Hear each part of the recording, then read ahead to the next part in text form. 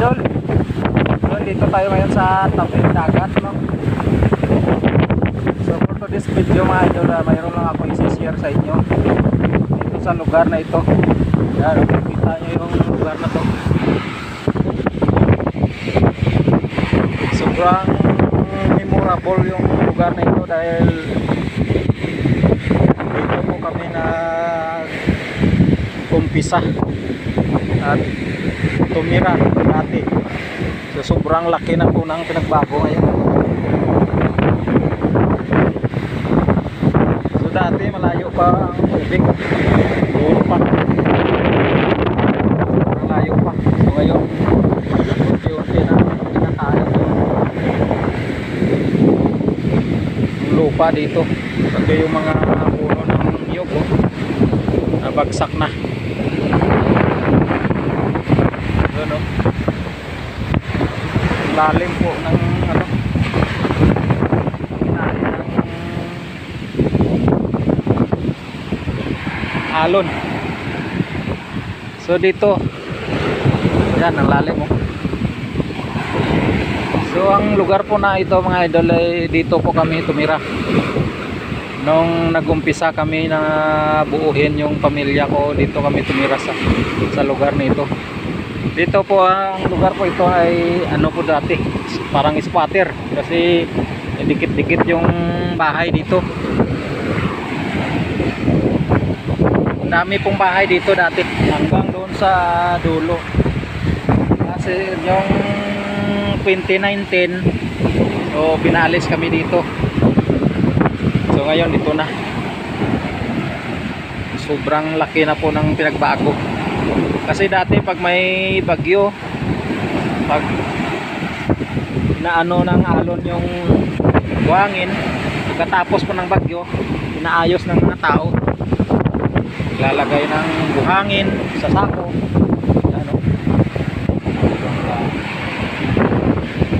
Ang laki.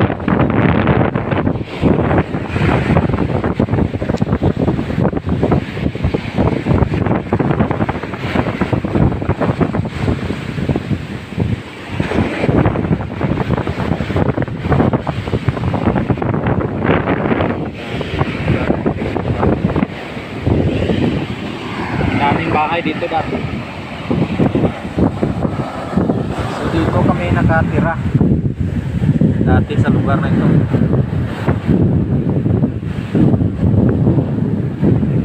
Kaya bumalik ako dito para na-miss ko yung lugar na ito. Pero ano, sinira na ng dagat.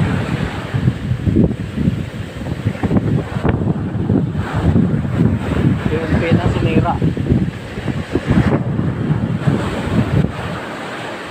Kasi dati malawak pa to eh. Siguro isa dito mga 15 na 15 na ipa. Ito sa bago sa dito. Malayo pa. Ngayon no. Ay na. So dito kami nakatira 2003. 2003 dito kami nakatira. Sa lugar na ito. So ngayon sobrang laki ng pinagbago.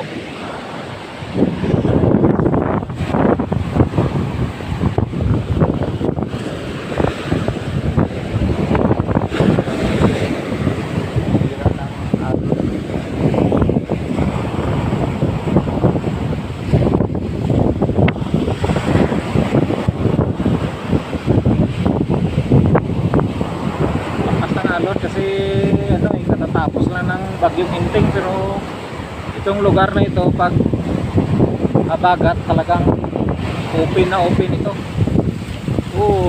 Kabot na dito yung tubig. Open po ito sa ano, sa habagat. Sobrang lakas na. Yung pinakamahirap na dinaanan namin dito, yung ano, yung dumaan yung bagyo na Yolanda. Yun ang pinakamahirap talaga. Sobrang lakas ng hangin. Kahit na natutulog ka sa gabi, hindi ka makatulog kasi yung hangin parang sumisipol. Lahat po ng bahay dito, yung bagyong Yolanda, nagsiliparan yung mga giro dahil sa hangin. Tapos mayroon yung bahay dito na malaki, concrete na yan, pero walang tao nakatira.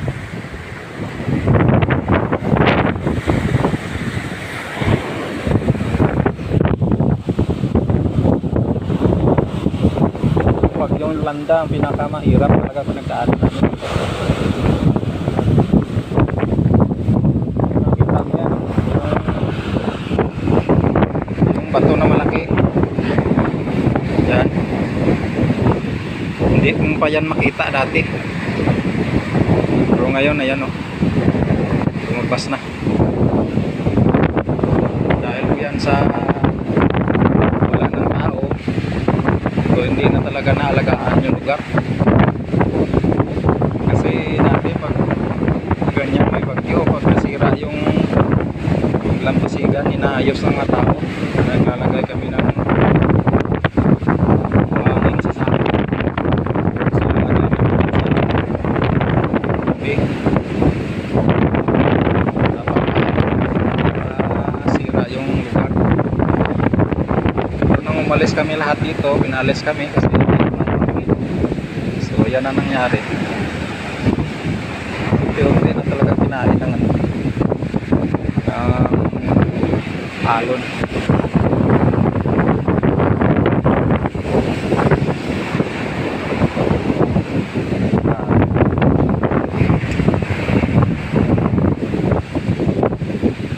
Ang hirap na dito tirahan.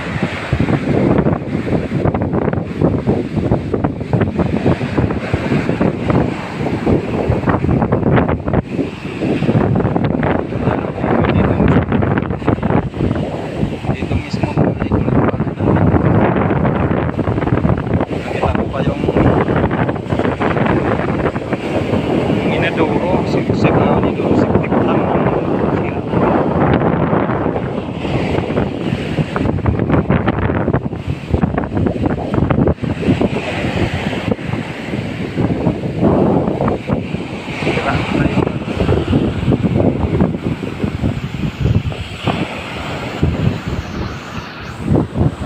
Lalim na dito.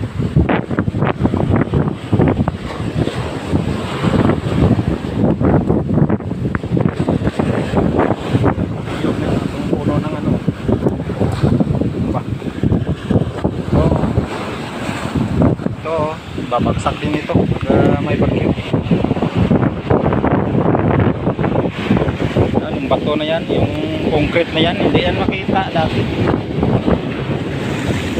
Kaya talagang sobrang laki ng lupa na kinain ng ano.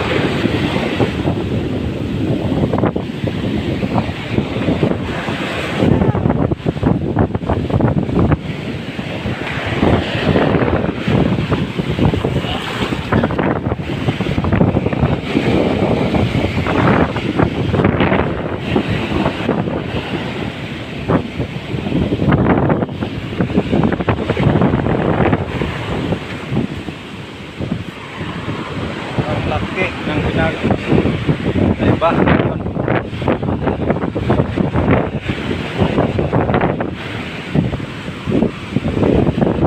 Saka mayroong bago saka doon mayroon din malaking bahay doon.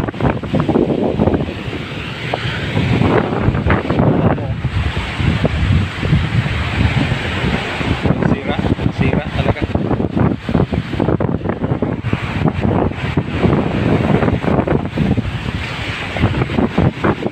Nasira na yung lugar dahil wala nang taong katira.